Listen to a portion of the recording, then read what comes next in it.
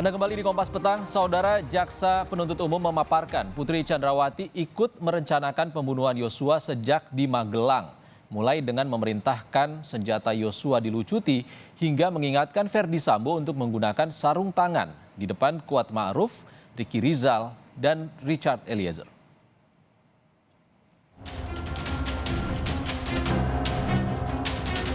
Jaksa Penuntut Umum memaparkan peran Putri Chandrawati dalam pembunuhan berencana Yosua Huta Barat. Dalam tuntutannya, jaksa menyebut jika Putri bersama Sambo terbukti telah merencanakan pembunuhan Yosua sejak di Magelang. Dalam tuntutannya, jaksa menyebut jika Putri bersama Sambo terbukti telah merencanakan pembunuhan Yosua sejak di Magelang.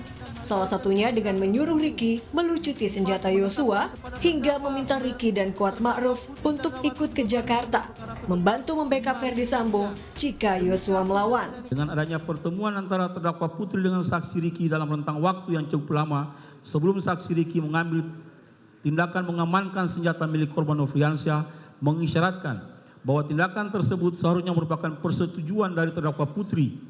Terlebih lagi dihubungkan dengan fakta bahwa senjata api tersebut kemudian diamankan dalam kamar anak terdakwa Putri Chandrawati yang tidak mungkin dilakukan oleh saksi Ricky tanpa adanya persetujuan dari terdakwa Putri Chandrawati. Hal ini mengisyaratkan bahwa pengamanan senjata api milik korban Nofriansyah tersebut merupakan kehendak dan persetujuan terdakwa Putri Chandrawati.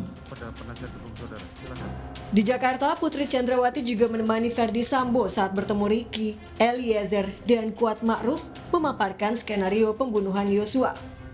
Bahkan Putri Chandrawati disebut ikut mengingatkan Sambo soal CCTV dan sarung tangan hingga menjanjikan uang untuk Ricky, Eliezer, dan Kuat setelah pembunuhan Yosua.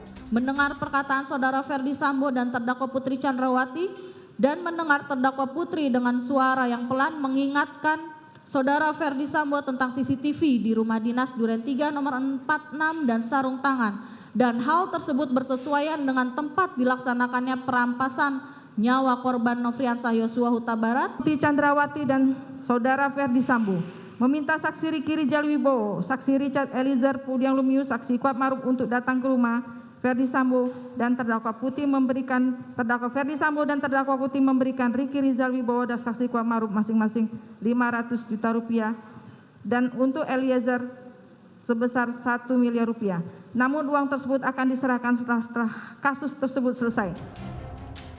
Walau dalam rekonstruksi, tuntutan jaksa menyebut Putri ikut serta bersama Verdi Sambo merencanakan pembunuhan Yosua, namun jaksa hanya menuntut Putri dengan hukuman pidana 8 tahun penjara.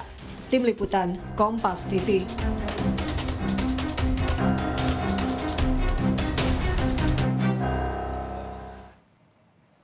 Disebut ikut bersama Sambo merencanakan pembunuhan Yosua namun dituntut 8 tahun penjara. Akan kita bahas bagaimana peran Putri Chandrawati dalam pembunuhan Yosua bersama kriminolog Universitas Indonesia Adrianus Meliala. Selamat sore, Prof. Adri. Selamat sore, terima kasih diundang. Terima kasih, Prof. Adri. Prof, jaksa sudah memaparkan peran Putri Chandrawati dari Magelang hingga Jakarta terkait dengan perencanaan. Tapi tuntutan hanya 8 tahun. Tanggapan Anda? Ya, kalau mengikuti jalan berpikir jaksa, maka semua itu masih dapat digabungkan sebagai peran yang tidak aktif ya dalam rangka pembunuhan. Jadi harus diingat bahwa ini adalah kasus dengan tuduhan pembunuhan dengan perencanaan, maka perencanaannya terbukti, terlihat, tetapi dalam rangka pembunuhannya itu dalam hal ini peran daripada terdakwa PC itu tidak aktif. Maka kemudian lalu diberikan tuntutan yang berbeda dibandingkan dengan RE misalnya sebagai eksekutor utama. Maaf Prof. Adri, saya potong, peran aktif dan tidak aktif ini apa yang membedakan?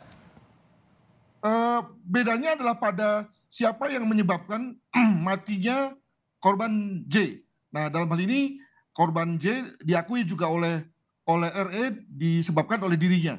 Nah, yang juga menarik adalah FS nih. Sebetulnya mengapa FS dikenakan tuntutan 20 tahun?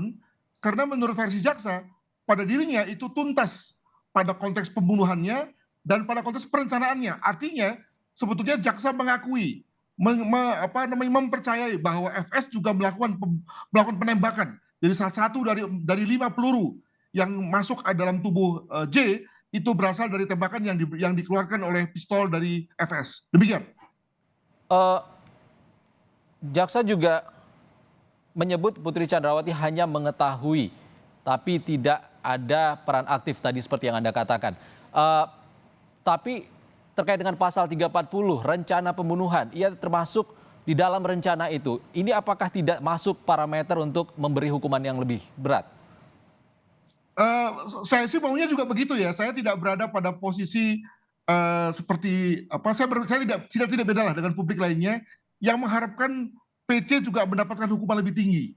Saya mendapat kesan bahwa peran dalam hal ini juga lebih besar, lebih bermakna daripada Kuat Ma'ruf dan juga RR. Tetapi ternyata menurut jaksa bahwa betapapun ada sedikit variabilitas dari ketiganya, tetapi ketiganya bisa diganjar dengan tuntutan yang sama.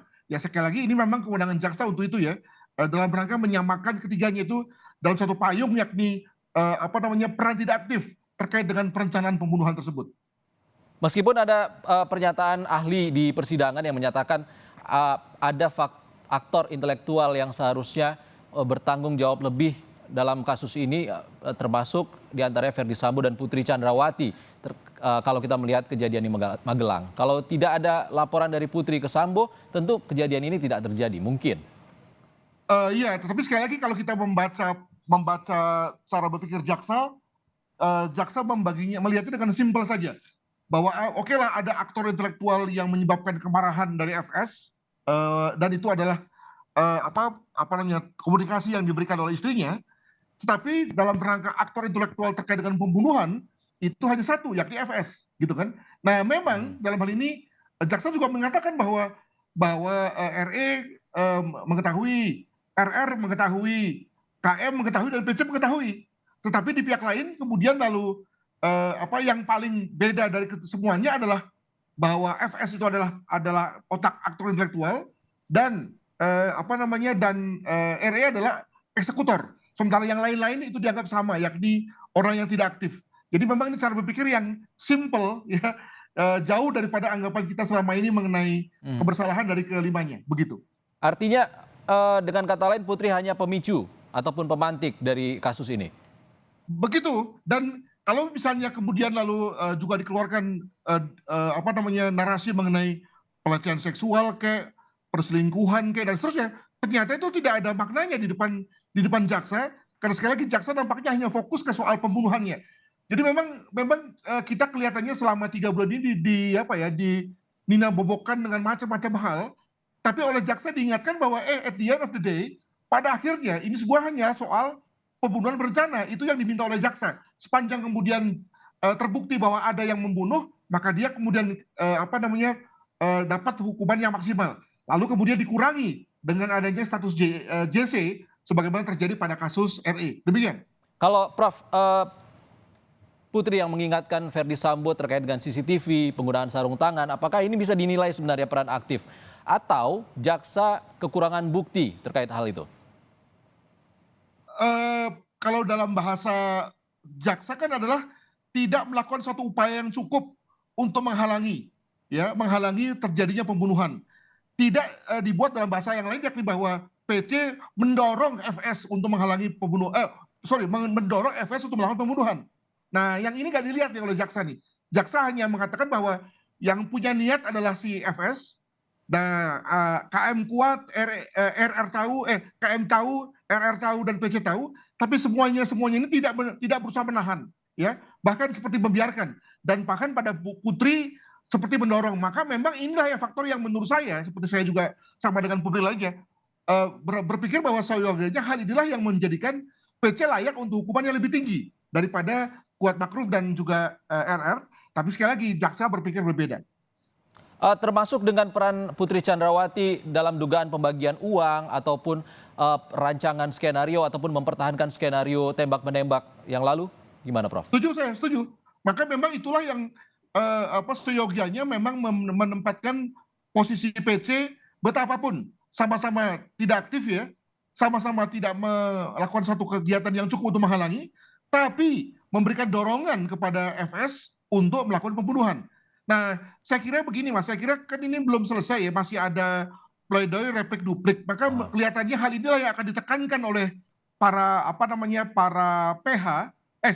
para jaksa gitu ya, untuk kemudian mengatakan bahwa ketiganya sama, tapi juga mungkin dalam hal ini oleh para PH, terutama PH RR dan PH KM, untuk mengatakan bahwa ada beda antara kliennya dan klien PC begitu. Sehingga kemudian lalu ada variasi hukuman dalam konteks vonis hakim begitu. Baik, masih panjang ya Prof ya. Terima kasih Prof Adrianus Meliala, kriminolog Universitas Indonesia, sudah berbagi di Kompas Petang. Terima kasih Prof.